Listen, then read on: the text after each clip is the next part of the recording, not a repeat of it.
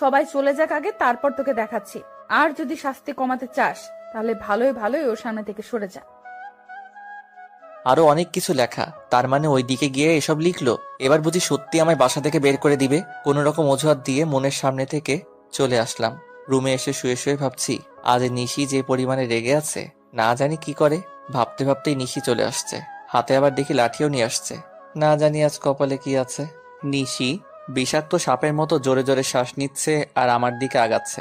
আমার তো ভিতরে কাঁপছে, না জানি আজ আমার কোন হাল করে, যেই পরিমাণে রেগে আছে। নিশি, কি হয়েছে তোমার? আমার কিছু হয়নি, তবে আমার কথা না শুনলে তোর অনেক কিছু হবে। কি কথা বলো? তোর ওই মনের বাচ্চার সাথে কিসের কথা? আমি কিছু বলিনি তো, ও নিজেই তো কথা বলে। ওই ছেমড়ে অনেক সুন্দর, তাই না? তুই কি সুন্দরী প্রতিযোগিতার বিচারক হয়েছিস? সেটা তো কাল ওকে বাসায় পাঠানোর জন্য বলেছিলাম, তুমি তো একা থাকতে বলছো। তাই? হুম, কিন্তু হাতে লাঠি কেন? তোরে যেটা বলছি সেটার উত্তর দে। দিচ্ছি, কিন্তু তুমি শান্ত হয়ে বসো আগে। আমি বসবো না। তোরে কি প্রেম করার জন্য বাসা ভাড়া দিছি? না। কি বলছিস? মন কি শাড়ি পরলে মেয়েদের অনেক সুন্দর লাগে? না মানে হ্যাঁ। তোর জন্য মন শাড়িও পরে।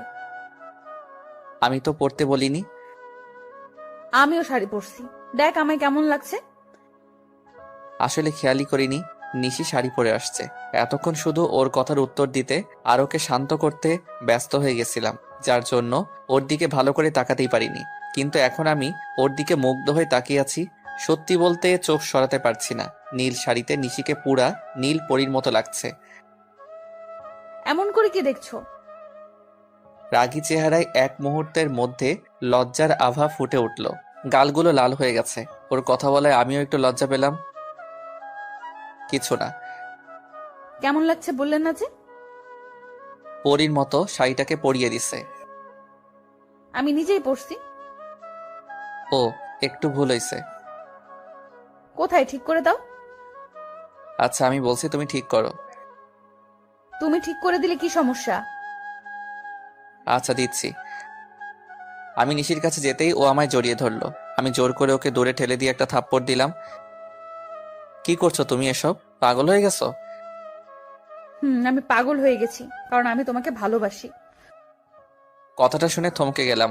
মুখ দিয়ে আর কেন জানি না কোনো কথা বের হচ্ছে না।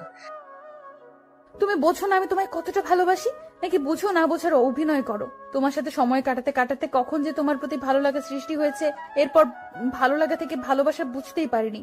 যখন তোমায় মনের সাথে দেখি তখন আমার শরীর জ্বলে যায়। তুমি যখন মনের সাথে হেসে হেসে কথা বলো তখন আমার খুব হিংসা হয়, রাগ ওঠে। আমি শুধু ভাবি আমার সাথে কেন তুমি এমন হেসে হেসে কথা বলো না। আমি চাই সারা দিন তুমি শুধু আমার সাথে কথা বলো। আমি শুধু নিথর হয়ে দাঁড়িয়ে ওর কথাগুলো শুনছি, কিন্তু কিছু বলতে পারছি না। মুখ দিয়ে কথা বের হচ্ছে না। ভিতর হতে কেউ যেন কথা আটকে রেখেছে। আর যদিও মুখ দিয়ে কিছু বের হয়, তবে সেটা ভালোবাসি কথাটাই বের হবে। কারণ আমিও ওকে অনেক ভালোবাসি। কিন্তু আমাদের ভালোবাসার অধিকার আছে, প্রকাশ করার নেই, তাই শুধু শুনে যাচ্ছি। আমি কথা বলছি না দেখে নিশি আবার বলতে শুরু করলো। তুমি জানো আমি জানতাম না ভালো লাগা ভালোবাসা কি, কিন্তু আমি তোমার সাথে সময় কাটানোর পর প্রথম ভালো লাগা এবং ভালোবাসা বুঝতে পারছি। আমার পৃথিবী জুড়ে শুধু আব্বু ছিল, কিন্তু তুমি একমাত্র যে আমার এই পাথর ঘেরা পৃথিবীতে নতুন করে জায়গা করে নিয়েছো। তুমি জানো আমি কখনো স্বপ্ন দেখতাম না, কিন্তু এখন আমিও স্বপ্ন দেখি, অনেক সুন্দর স্বপ্ন, যা আমার বাচ্চার ইচ্ছেকে বৃদ্ধি করেছে। কথাগুলো বলে দৌড়ে এসে আবার আমায় জড়িয়ে ধরলো, কিন্তু এবার কেন জানি ওকে সরিয়ে দিতে মন চাইলো না। আমি তোমায় অনেক ভালোবাসি, তোমার ছাড়া সত্যিই বাঁচবো না। কথাটা শেষ করে আমায় ছেড়ে দিয়ে দৌড়ে চলে গেল। হয়তো লজ্জা পেয়েছে, কিন্তু পিছনে ফিরে আবার বলল, আর যেন মন আপুর সাথে কথা বলতে না দেখি, নয়তো তোমার খবর করে দিব। নিশি চলে গেল। আমি শুধু ভাবতে লাগলাম, যদি এই কথা আঙ্কেল জানতে পারে তাহলে সে আমায় নিয়ে কি ভাববে।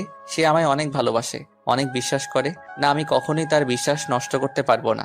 নিশির এটা আবেগ, যা 2 দিন পর নাও থাকতে পারে। কিন্তু ওনার এই বিশ্বাস হারালে জীবনেও হয়তো আর আমার মুখ দেখতে চাইবেন না। কিন্তু আমিও তো নিশিকে ভালোবেসেছি। কি করব কিছুই বুঝতে পারছি না। রাতে এসব ভাবতে ভাবতে কখন যে ঘুমাই গেছি বুঝতেই পারিনি। সকালবেলা ঘুম থেকে উঠে ব্যাগ গুছিয়ে শুধু আঙ্কেলের সাথে দেখা করে বাসায় চলে আসলাম। আঙ্কেল জানতে চাইলে বলছি পরীক্ষা শেষ, আর অনেকদিন হলো বাসায় যাই না, তাই বাসায় যাচ্ছি। আঙ্কেল নিশির সাথে দেখা করে যেতে বলল, কিন্তু আমি নানান অজুহাত দেখিয়ে চলে আসলাম। বাসে উঠে নিশির ফোনে একটা মেসেজ দিলাম, আমার রুমের টেবিলের উপর একটা চিঠি আছে, সময় করে একটু পড়িও। বাসায় এখনো পৌঁছায়নি, তার আগেই নিশি ফোন দিচ্ছে। ফোনের স্ক্রিনে নিশি নামটা দেখেই বুকটা কেমন করে যেন কেঁপে উঠল। ফোনটা কেটে দিলাম। হয়তো নিশি চিঠিটা পড়েছে। চিঠিতে লেখা ছিল, আমি আগে থেকে বুঝতাম